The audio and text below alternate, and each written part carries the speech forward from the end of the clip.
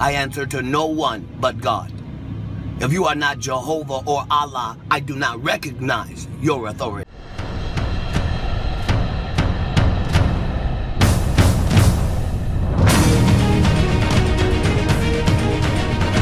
Katt Williams is back on Kevin Hart's case, and this time he's holding nothing back.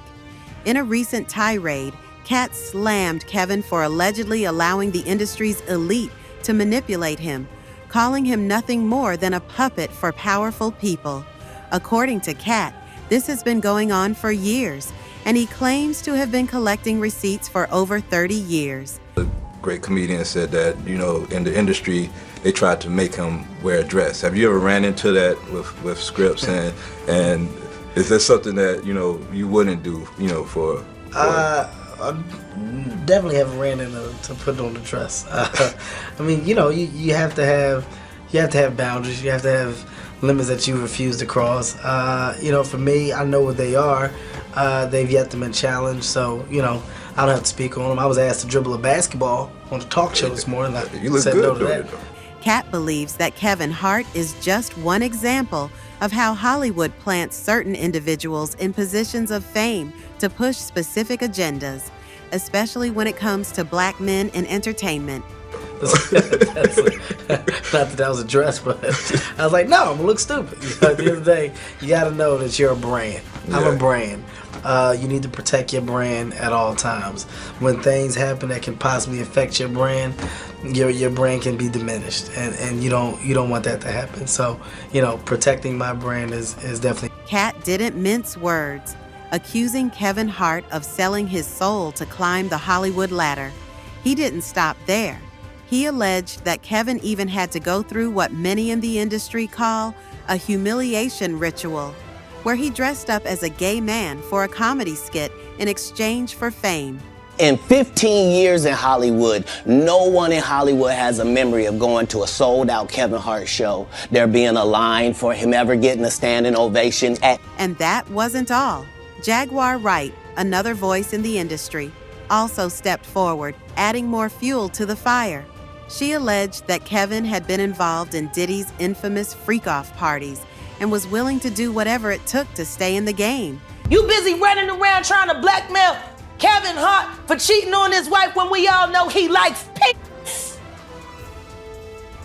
Maybe you would have got that $250 if you would have told the truth. But you want to hold him to the fire over some shit you know ain't real. That ain't real. His mail order Bangkok bride. While he's looking so safe, laying in the Rock's arms, being cradled like a baby. You mean? Okay. You want to expose that he cheated on his wife with a man that would have sold. I ain't getting no fuck about no fake. Tell us the real. You supposed to be Tasha K. You supposed to have all the wine. And the wine. Tell him he's a f***ing bitch. Even if that meant compromising himself in shocking ways. Now, these aren't new accusations. Katt Williams has been coming for Kevin Hart for years, consistently calling him out for allegedly allowing himself to be used by Hollywood. But this time, the DL allegations from Jaguar Wright have really turned up the heat on the conversation. Katt didn't just touch on these claims, he delved deep, suggesting that Kevin Hart's behavior is part of a long history of powerful men in Hollywood exploiting their influence to control up-and-coming talent. The tension between Katt and Kevin has been simmering for quite some time. Their back and forth has been going on ever since Kevin Hart's career exploded, and he became a household name. But things escalated when Katt first took aim at Kevin, criticizing him for being a hypocrite and calling out his appearance on SNL, where Kevin wore a lace front wig. Katt argued that Kevin's willingness to wear a wig, and later a dress, was a sign that he had compromised his morals for Hollywood's acceptance. This conversation about black men being forced to wear dresses in Hollywood isn't new either. The topic gained major traction a few years ago when Dave Chappelle appeared on Oprah Winfrey's show and spilled the tea about a time when producers tried to pressure him into wearing a dress during a movie with Martin Lawrence. I mean, I'm a conspiracy theorist to a degree. Like when I connect dots that maybe shouldn't be connected, I don't know. But certain dots, like when I see that they put every black man in the movies in a dress at some point in their career, I'll be connecting them down like, wow, all these brothers gotta wear a dress. That's happened to me. I'm doing a movie with Martin. Yeah. The movie's going good. So I walk in the trailer, I'm like, man, this must be the wrong trailer because there's a dress in here. Dave refused, standing firm on his principles, and after much resistance, the producers eventually backed down. Because I don't feel comfortable wearing a dress. Oh, come on, Dave, listen, we got it all set up. We're supposed to shoot. Every minute you waste costs this much money. No, the pressure comes in. Huh. He said, I'm not wearing no dress, man. I'm funnier than a dress. Just give me something funny to say. I don't need to wear no dress to be funny. What am I, Milton Berle? You know, we're going like this. And then finally he's like, and he leaves. And then like the director comes, Dave, it really would be great if you wear the dress. But Dave's experience highlighted a pattern in Hollywood, one where black men, in particular, were often asked to wear dresses as part of their roles. It was almost as if Hollywood was testing the limits of how much they could get black men to compromise their masculinity for the sake of comedy. Dave Chappelle's story resonates deeply with Katt Williams' claims about Kevin Hart. Katt sees Kevin's decision to wear a dress on SNL as a direct reflection of this broader issue in Hollywood, where black men are pressured to conform to degrading stereotypes. Despite Kevin Hart publicly stating in past interviews that he would never wear a dress and that he had boundaries he wouldn't cross, it wasn't long before he found himself in a dress on national television, seemingly contradicting his earlier stance.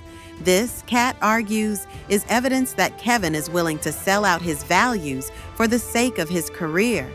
Kevin, of course, tried to defend himself after the SNL appearance.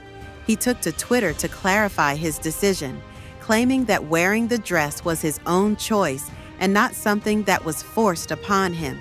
He emphasized that he's his own boss and that he made the decision because he thought it was funny. But for Katt Williams, this explanation doesn't hold up. He believes Kevin is just another example of how the industry uses black men to further their own agendas. And it's not just about wearing a dress. Katt Williams has long believed that Kevin Hart's entire career has been carefully orchestrated by Hollywood's power players. According to Katt, Kevin Hart was handpicked and placed in the spotlight as part of a larger plan to replace more outspoken comedians like Katt himself.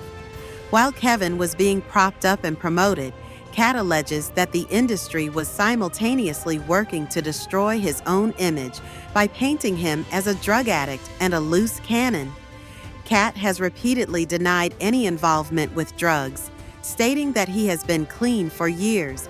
He's called out the media for pushing a false narrative about him, one that portrays him as a troubled, unstable figure. In Katt's eyes, this smear campaign was all part of a calculated effort to remove him from the spotlight and replace him with someone more controllable, like Kevin Hart. The accusations didn't end there. Katt has also called out Kevin Hart for not using his platform to uplift other black comedians. While Katt takes pride in having supported numerous black female comedians, Kevin, he says, hasn't done the same. Katt feels that Kevin has used his success to further his own career, but hasn't done enough to bring others along with him. This, Katt claims, is another sign that Kevin is more focused on maintaining his status within Hollywood than standing up for his fellow comedians. In response to Katt's criticism, Kevin Hart fired back during an interview on The Breakfast Club. He accused Katt of blaming Hollywood for his own failures and said that Katt had squandered his opportunities by not showing up to work and becoming unreliable. My frustration with Katt Williams comes from, you keep pointing at Hollywood. Hollywood this, the white man, this, and this.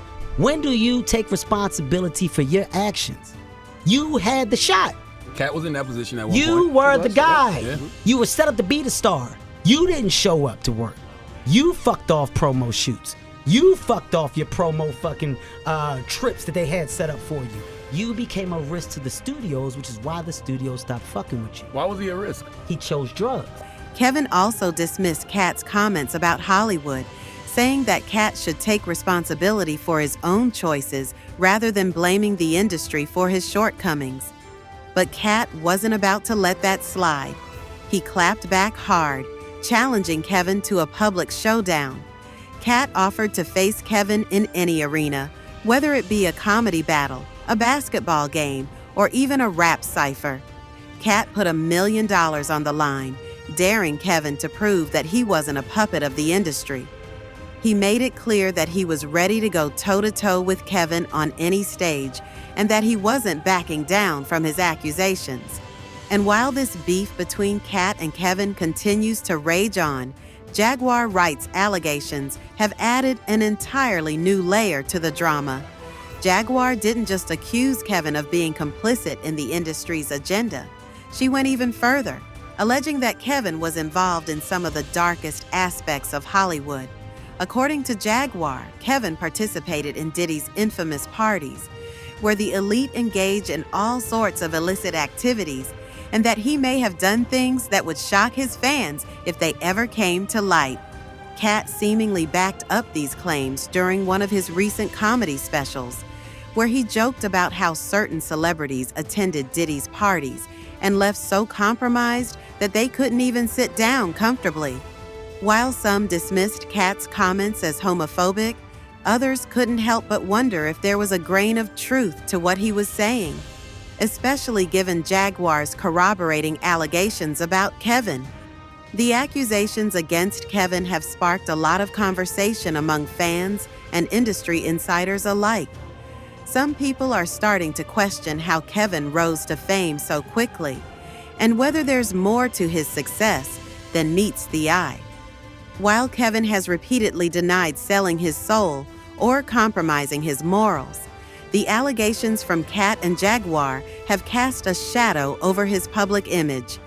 As this drama continues to unfold, one thing is clear: Katt Williams isn't backing down from his claims, and he's determined to expose what he sees as the truth about Kevin Hart's rise to fame. Whether Kevin responds or not, the controversy surrounding his career and personal life is only getting bigger, and the public is left wondering, is Kevin Hart really the puppet Katt Williams claims him to be? Or is this just another chapter in Hollywood's long history of celebrity feuds? What do you think? Could there be any truth to Katt's allegations? Or is this just another instance of Hollywood beef playing out in the media? Share your thoughts on this complex and ongoing story, and don't forget to subscribe to the channel.